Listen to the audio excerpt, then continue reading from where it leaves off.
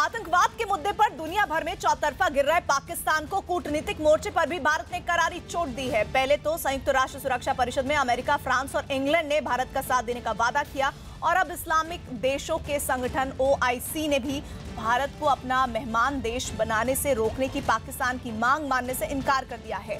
पाकिस्तान ने मांग की है कि अगर विदेश मंत्री सुषमा स्वराज को बुलाया गया तो वो सम्मेलन का बहिष्कार करेगा, लेकिन OIC ने उसकी मांग को खारिज कर दिया है और अब पाकिस्तान 1 और 2 मार्च को दुबई में होने वाली OIC की बैठक में नहीं शामिल होगा।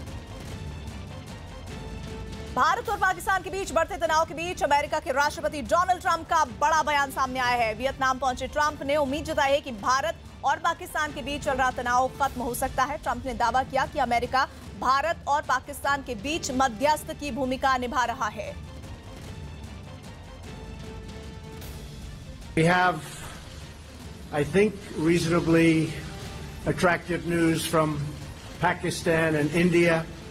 They've been going at it, and we've been involved in trying to have them stop. And we have some reasonably decent news. I think hopefully that's going to be coming to an end. It's been going on for a long time, decades and decades. There's a lot of dislike, unfortunately. So we've been in the middle trying to help them both out, see if we can get some organization and some peace. And I think probably that's going to be happening.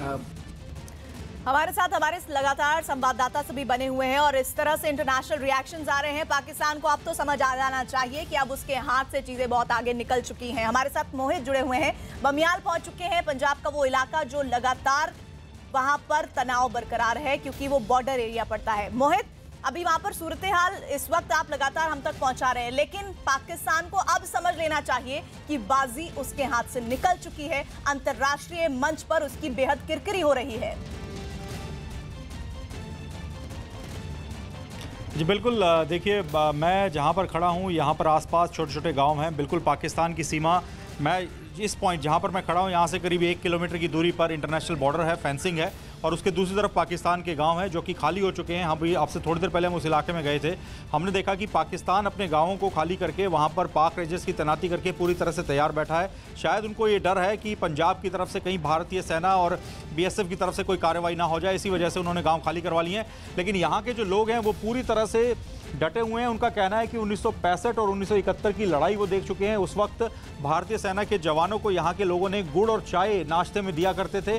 वो दिन यहाँ के बुजुर्ग याद कर रहे हैं और साफ कर रहे हैं कि वो पीछे नहीं हटेंगे। यहाँ पर बतौर second line of defence Punjab police की तैनाती की गई है क्योंकि पंजाब में कहीं कोई प्रॉक्सी अटैक, कोई पैनिक अटैक करने की, फिदाइन अटैक करने की कोशिश ना कर दें आतंकी, इसके चलते भी यहाँ पर सुरक्षा खड़ी की गई है। तो अलर्ट यहाँ पर है, लेकिन किसी भी तरह का डर, खौफ यहाँ पर हमने लोगों को नहीं देखा। बिल्कुल जो फेंसिंग से सटे हुए गांव हैं वहां पर महिलाएं खाना बना रही हैं, घर पे आराम से बैठी हैं, बातचीत कर रही हैं। उनका कहना है कि उनको अपनी भारतीय सेना पर, एयरफोर्स पर पूरा भरोसा है कि अगर एयर स्पेस वायलेशन यहाँ पंजाब की तरफ से पाकिस्तान करने की कोशिश करेगा तो उसका भी जवाब दिया जाएगा।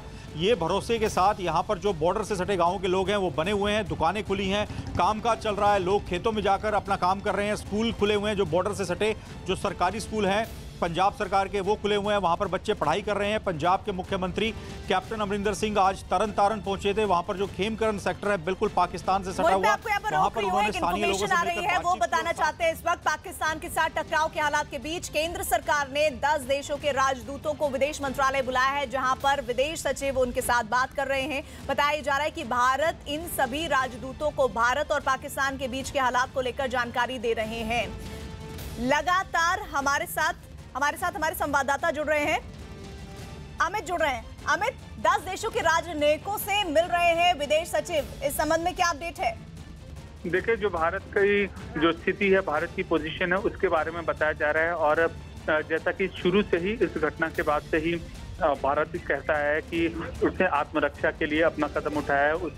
उसने प्रीएम्प्टिव नॉन मिलिट्री एक्सरसाइज की है, तो यही इन अंतर्राष्ट्रीय स्तर पर भारत सूचित करने की कोशिश कर रहा है। और जो 10 देशों के राजदूतों को यही बताया जा रहा है कि क्योंकि जैश के आतंकी खतरनाक थे, उनका कैंप भारत में आत्मघाती दस्ते भेजने की कोशिश कर रहा था, भेजता था और बहुत खतरनाक हो सकता था।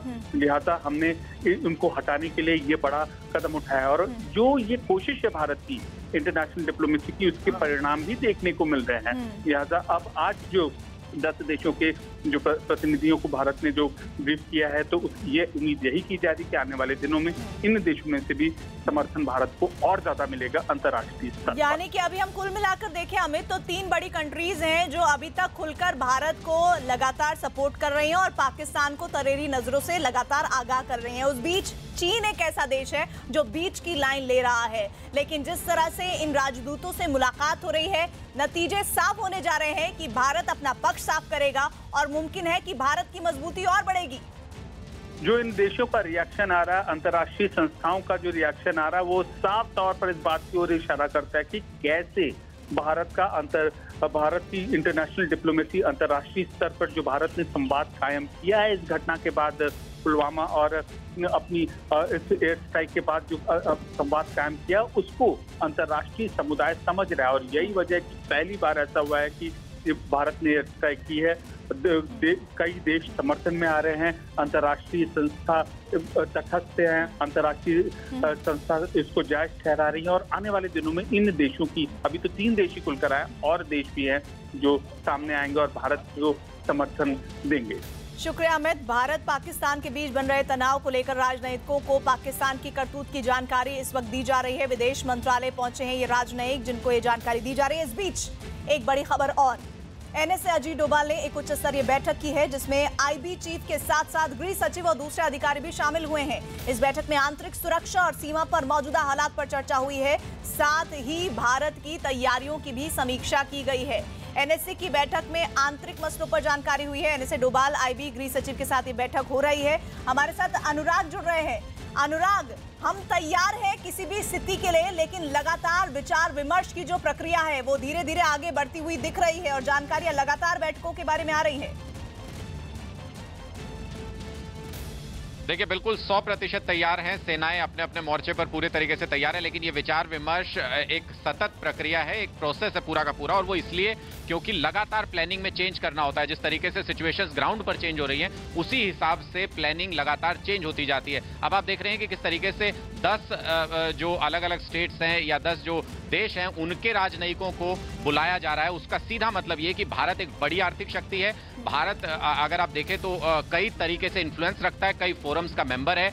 वो लगातार ये दबाव बनाने की कोशिश कर रहा है तमाम देशों पर, भारत या उनसे अपने संबंधों को कैश कर रहे हैं। इस वक्त भारत के जो तमाम जो डिप्लोमेट्स हैं वो ये दबाव बनाने की कोशिश कर रहे हैं कि पाकिस्तान को अलग थलग किया जाए, और अगर पाकिस्तान दोबारा ऐसी हरकत करता है या पाकिस्तान अपनी हरकतें जारी रखता है तो भारत के पास लगातार अपने ऑप्शंस खुले रहें, उस पर किसी तरह का दबाव ना हो। उसी अंतर्राष्ट्रीय दबाव को नहीं बनने देने के लिए भारत ये पैरेलल पोजीशंस लिए हुए है और लगातार तमाम देशों के संपर्क में अपनी स्थिति साफ कर रहा है और साथ ही साथ रणनीतिक तैयारियों को भी मजबूत किए हुए है। और मुमकिन है इन बैठकों में ये भी तय किया जा रहा हो कि इस तरह की स्थिति में किस तरह से ये जो प्रस्ताव का ढोंग किया जा रहा है पाकिस्तान के तरफ से, इस पर किस तरह से डील किया जाए, क्योंकि भारत के संकेत साफ है, ना भूलेंगे ना झुकेंगे।